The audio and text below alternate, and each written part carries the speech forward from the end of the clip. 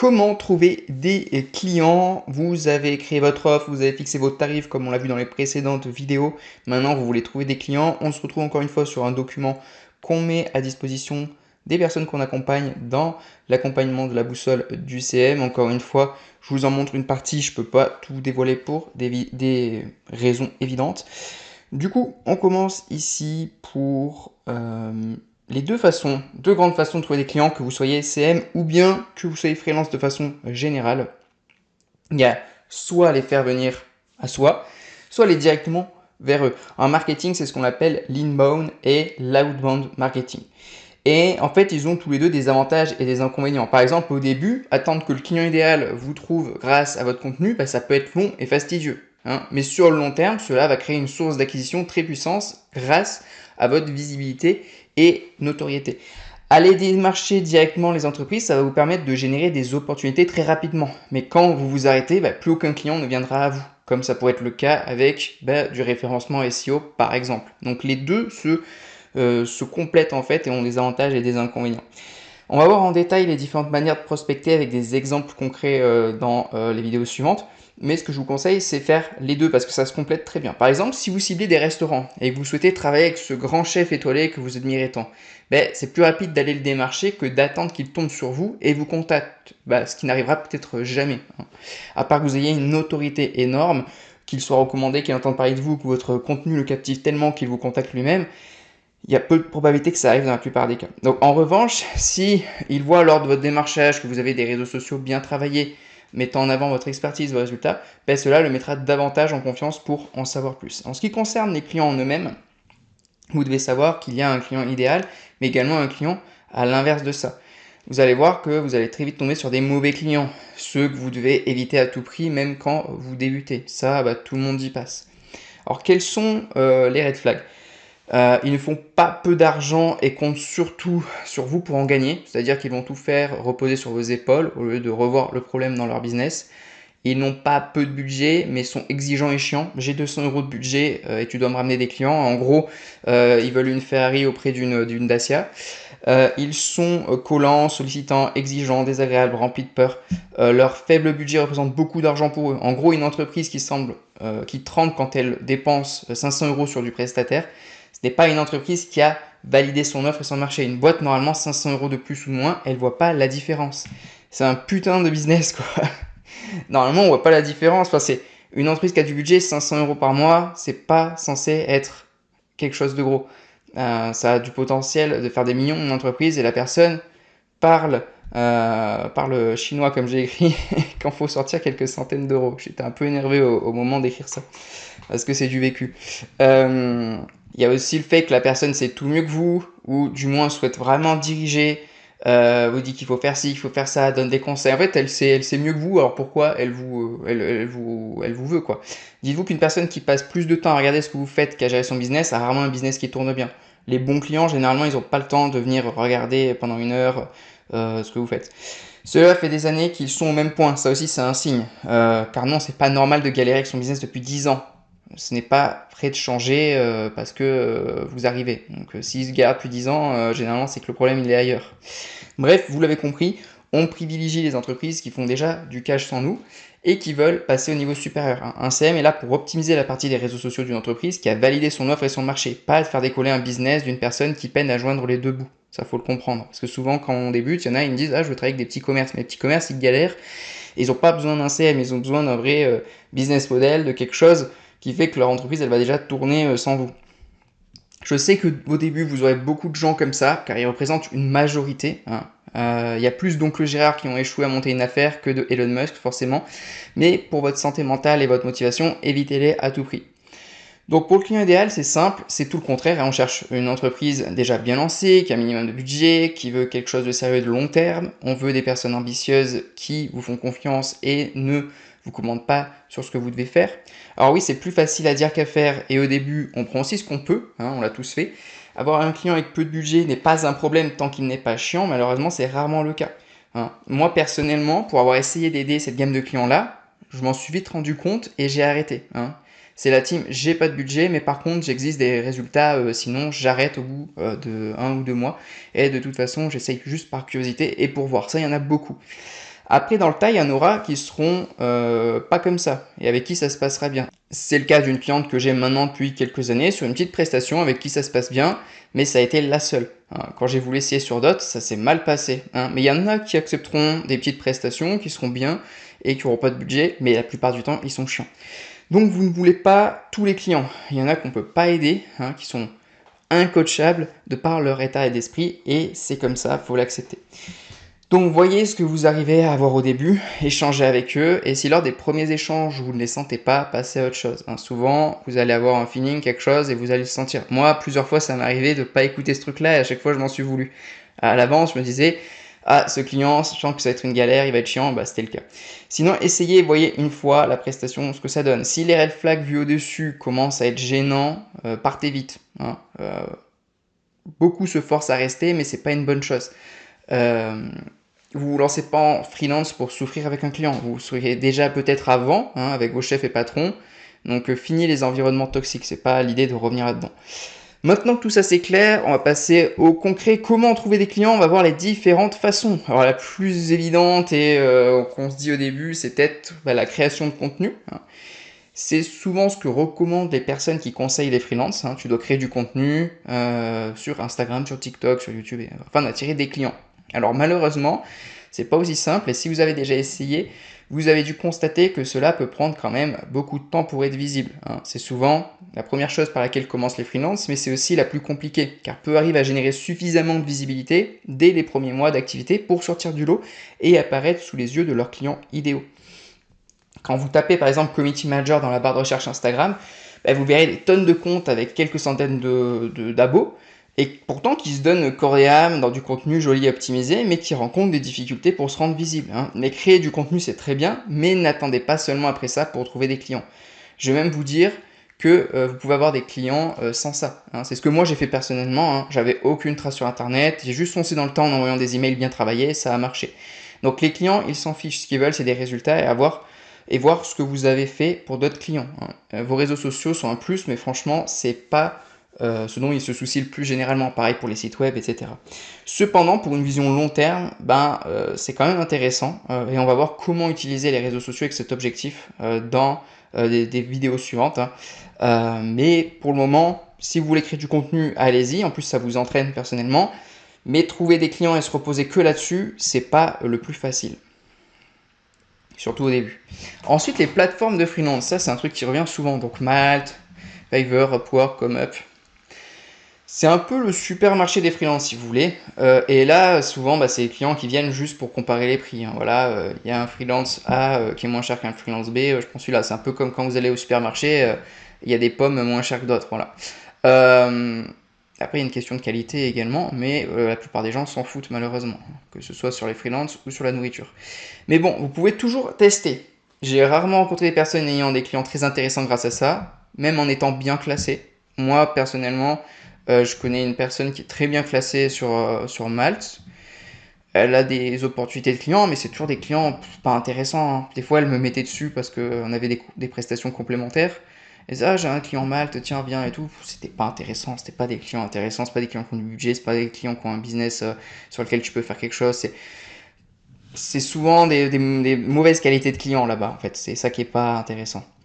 Après, vous pouvez tester, vous pouvez faire votre expérience. Il y en a peut-être qui sont très contents et qui ont des bons résultats là-bas, et tant mieux. Moi, j'ai pas aimé. Il y en a peut-être qui vous le recommanderont. À vous de tester et de voir. Bon, c'est pas ce que je vous conseille, comme j'ai dit. Parce que les freelances sur ces plateformes, ils font rarement des gros chiffres, de toute façon. Mais allez tester. Vous pouvez vous faire un profil, vous voyez ce que ça donne, vous faites votre expérience. En fait, tout ce que je vais vous donner ici, faites votre expérience. Moi, c'est mes retours, mon avis, mais tout marche en fait. Il y a des CM freelance ou des freelance tout court qui font du contenu et qui ont plein de clients parce qu'ils font du super contenu. T'en as sur les plateformes de freelance, ça doit tourner pour eux aussi, etc. Donc voilà. Le réseau. Alors s'il y a bien un terme qui revient souvent, c'est celui-ci. Quand tu commences, il faut un réseau. Commence par chercher des clients dans ton réseau. Cette personne a de la chance, elle a un bon réseau. Donc oui, évidemment, c'est super puissant d'avoir un bon réseau d'entrepreneurs dès le départ. Plus les personnes sont proches, plus c'est facile. On connaît tous de près ou de loin des personnes qui ont des entreprises, mais pas toujours évident d'aller les démarcher. Si vous avez dans votre réseau des personnes qui ont des entreprises, profitez-en, c'est une bonne opportunité. Sinon, à vous de construire ce réseau. Aller dans des endroits où se trouvent ces entrepreneurs et connecter avec eux. Cela peut être des événements, on en reparle après, mais moi j'étais allé à un événement récemment à Paris et c'était intéressant. Les clubs business aussi, des apéros, des salons, soirées, bref, avec Internet, il n'a jamais été aussi simple de créer un réseau. Même des groupes Facebook, vous pouvez vous créer un réseau là-bas. Les réseaux comme la BNI, par exemple, mettent en contact des entreprises du secteur afin de networker. Si vous tapez événements entrepreneurs à Paris, par exemple, sur Google, vous trouverez des lieux et des dates. Bref, croyez-moi, c'est quelque chose que vous ne regretterez pas, c'est intéressant de commencer à se faire un réseau le plus tôt possible. Aussi, on peut être tenté de rester tranquille derrière son écran, mais je peux vous assurer que la personne qui créera un réseau en allant connecter ira beaucoup plus loin dans son activité. Moi-même, j'ai commencé sans réseau et ça n'a pas empêché de développer mon activité, mais en avoir un, c'est toujours un énorme plus. D'ailleurs, si vous regardez ceux qui chiffrent le plus sur la prestation de services, les agences, tout ça, souvent, c'est celles qui ont un gros réseau d'entreprises. Moi, j'ai déjà rencontré des personnes qui débutent et ils font des gros chiffres directement, ils pricent très cher, ils mettent des prix très élevés parce qu'ils ont juste un super réseau avec des grosses boîtes qui ont du prix, quoi, qui ont de l'argent, pardon. Et du coup, ça va beaucoup plus vite. En fait, par rapport à une personne qui a pas de réseau, ça n'a rien à voir. C'est malheureux, mais c'est comme ça. Les événements, c'est pour moi la meilleure façon d'avoir des clients, même quand on a un niveau très avancé. Imaginez-vous une énorme salle remplie d'entrepreneurs que vous auriez eu du mal à contacter par message ou email ou autre. Au même endroit, ils se trouvent tous là, des dizaines et centaines de personnes décisionnaires qui ne pourront pas vous ignorer si vous allez échanger avec elles. Vous êtes comme un requin dans une petite mare. Vous serez même frustré de ne pas pouvoir échanger avec tout le monde et vous allez être dans une situation où vous allez connecter en face à face, créer du lien, être davantage persuasif, etc. C'est vraiment le top du top. Ça rejoint ce que je vous disais sur le réseau. Par exemple, si vous tapez événement Paris, machin, moi j'étais allé à l'événement Go Entrepreneur, donc chaque année il y en a, je crois que cette année c'était Paris et ensuite il y en a un à Lyon. Donc moi j'étais à celui de Paris et c'était super intéressant. Il y a beaucoup de monde et vous pouvez connecter avec beaucoup de personnes. Après, ça dépend où vous habitez aussi, forcément. Moi, j'habitais pas du tout à Paris, j'ai dû prendre le train, prendre des nuits d'hôtel, tout ça, mais ça vaut le coup. Euh, pour celles et ceux qui diront que c'est pas mon truc, je suis timide introverti, dans la plupart des cas, vous êtes capable de parler à des gens sans problème. C'est juste que ce n'est pas le type de situation que vous aimez. Bon, c'est la même chose. C'est pas, je suis mieux seul chez moi que entouré de plein de personnes et devoir aller parler, mais ça me dérange pas en soi d'aller parler. Faut se faire violence pour un gros bénéfice potentiel. Ça vaut le coup. Je sais que c'est le genre de choses parfaites pour un extraverti un peu commercial qui a besoin de voir du monde et parler, et que pour beaucoup vous n'êtes pas ce type de personne, mais c'est pas grave. Si vous n'êtes pas phobique social au point d'être paralysé au moindre échange, allez-y. Moi-même, j'adore la solitude, comme je vous ai dit, le calme, j'évite la foule. J'ai passé plusieurs mois seul à l'autre bout du monde sans chercher à faire des rencontres ou échanger avec d'autres personnes. Est-ce que j'ai peur de parler et d'aller vers les autres? Non. Est-ce qu'aller à des événements, ça me fait plaisir au fond? Non. Mais j'y vais et une fois que j'y suis, ça se passe bien et généralement, je ne regrette pas. Donc je pense qu'il y en a beaucoup qui sont peut-être dans ma situation aussi. Donc je vous dis, ça vaut le coup, essayez. Ensuite, on a la prospection physique. Ça, on en a fait également quand on était à Paris en même temps qu'à l'événement. C'est le truc le plus dur mentalement. Si tu rentres dans un commerce, tu prospectes la personne, c'est un exercice. Mais ça peut être très intéressant. Plus besoin d'attendre un événement au quotidien, vous pouvez prospecter dans la commerce autour de vous. Alors oui, c'est une grosse sortie de zone de confort, mais ça génère des opportunités également potentiellement. C'est généralement la façon la plus dure de prospecter pour la plupart des gens, mais quand vous allez à la boulangerie, il ne vous coûte rien d'aborder le sujet et de caler un RTV téléphonique plus tard, par exemple. Vous pouvez aller au centre-ville et entrer dans des commerces, après commerce, et nous, c'est ce qu'on avait fait à Paris, par exemple. Quand vous arrivez à la fin de la rue, vous aurez au moins un rendez-vous. Tout comme les événements, vous vous retrouverez en face de personnes décisionnaires. Si elle n'est pas là, vous pouvez demander quand elle sera présente ou bien demander son contact perso. C'est une sortie de zone de confort, mais au début, c'est en défonçant les portes que l'on génère rapidement des opportunités et pas en attendant que l'on nous contacte. Nous, par exemple, on avait fait beaucoup d'agences immobilières à Paris. On avait eu des contacts de décisionnaires. Alors des fois, il fallait aller à la base, parce qu'ils ont plusieurs commerces et les décisionnaires est qu'à un endroit, donc après il fallait aller à l'autre endroit. Enfin bref. Et à la fin, on avait fini par avoir un commerce de literie haut de gamme qui était intéressé. On avait fait des vidéos directement sur place, tout ça, donc c'était super intéressant. Mais au bout d'un moment, si on n'était pas rentré dans le magasin pour lui proposer, peut-être qu'on n'aurait jamais pu échanger et travailler avec lui. Donc franchement, Si vous allez à un événement, nous c'est ce qu'on a fait, un événement physique, on a pris un peu plus de jours pour prendre du temps pour prospecter aussi dans les commerces. Donc on a fait commerce physique, prospection commerce physique, plus événement. Et du coup, on a eu pas mal d'opportunités à Paris, c'était intéressant. Donc vous allez dans les beaux quartiers à Paris, tout ça, et vous avez plein de commerces qui tournent bien. Et puis voilà quoi, vous faites une liste de prospection et c'est parti. C'est dur, hein, nous on était à deux, donc peut-être trouver quelqu'un avec qui le faire, mais en tout cas, ça fonctionne bien. La prospection téléphonique. Alors ici, pas question de faire comme les Chinois qui vous appellent à 20h pour vous vendre un forfait téléphonique. L'idée est d'être plus subtil et de faire bien comprendre que vous désirez aider la personne. Tout comme la prospection physique, l'objectif sera de caler un autre rendez-vous. Hein. Veillez donc à les contacter à une heure où ils ne sont pas débordés. Nous, on avait fait ça par exemple avec des entreprises dans le bâtiment. On avait une liste de prospects et on appelait. L'idée c'était de caler un premier rendez-vous parce qu'ils étaient occupés. Donc du coup, on faisait ça en 2-3 minutes et puis on leur disait quand est-ce que vous êtes disponible. Voilà. Donc, la prospection téléphonique, ça se fait également. C'est un exercice compliqué également, mais ça génère des opportunités. La prospection email, moi c'est ce que j'ai le plus fait, c'est comme ça que j'ai eu la plupart de mes clients et surtout au début. Donc la prospection email, c'est la façon de prospecter qui m'a amené le plus de clients, comme je vous l'ai dit, c'est simple et si c'est bien écrit, c'est efficace. J'ai commencé directement par ça avant même de créer mes réseaux sociaux ou de créer quoi que ce soit. J'ai trouvé les adresses email, j'ai écrit mon message et j'ai bombardé, c'est tout. C'est tout ce que j'ai fait.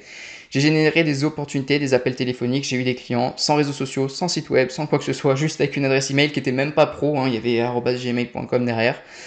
Alors oui, aujourd'hui beaucoup vont me dire qu'ils reçoivent beaucoup d'emails de prospection, mais combien reçoivent un email bien écrit et qui parle précisément du besoin qu'ils ont sur le moment? Il y en a pas beaucoup. Donc moi au début, quand j'ai débuté, c'était j'allais sur YouTube, c'était quoi ma strat? C'était j'allais sur YouTube, je regardais les chaînes YouTube qui étaient bien développées, qui avaient l'air de faire de l'argent, mais qui n'avaient pas de réseaux sociaux, dans des thématiques de vente de formation et coaching. Ensuite, je les contactais par email. Donc j'avais un email avec mon nom, prénom, gmail.com. Boum, je, je leur envoyais un message bien écrit avec ce que je peux leur apporter, je parlais de bénéfices, je leur disais on peut en parler au téléphone, etc. Je vous ferai une vidéo, d'ailleurs j'ai déjà fait une vidéo sur ma stratégie email, vous pouvez aller la voir. Et ensuite on avait des rendez-vous téléphoniques et puis je vendais mon offre tout simplement. La prospection par message, alors c'est la même chose que par email, hein, c'est le même jeu. Sauf que les messages forcément c'est plus court et vous pouvez bombarder assez rapidement aussi hein, sur Instagram, sur LinkedIn, etc. Deux choses par rapport à ça, plus vos comptes seront développés et persuasifs, plus la technique sera efficace. Hein. Forcément, si vous contactez la personne avec un super compte, avec de l'engagement, pas mal d'abonnés, des très beaux contenus, tout ça, bah, plus vous serez persuasif, la personne se dira ah, peut-être ça vaut le coup. Alors que si vous avez un compte tout neuf avec 0 abonné, ça fonctionne aussi, hein, mais forcément c'est moins persuasif, c'est logique. Hein. Il y a deux façons de prospecter, douce et directe. Hein, interagir avec la cible petit à petit, mais bon, souvent ils vous voient arriver, c'est long, c'est lent, vous dépendez de combien de temps la personne met à vous répondre, c'est pas fou. Moi je préfère la façon directe, au moins, voilà. Vous allez direct au but comme un email en fait. Personnellement, je préfère aller direct au but, hein, c'est plus rapide. La façon douce, ça peut prendre trop de temps, faut attendre les réponses du prospect, etc. Puis souvent on vous voit arriver, hein, tu vois le mec community manager, t'as les là.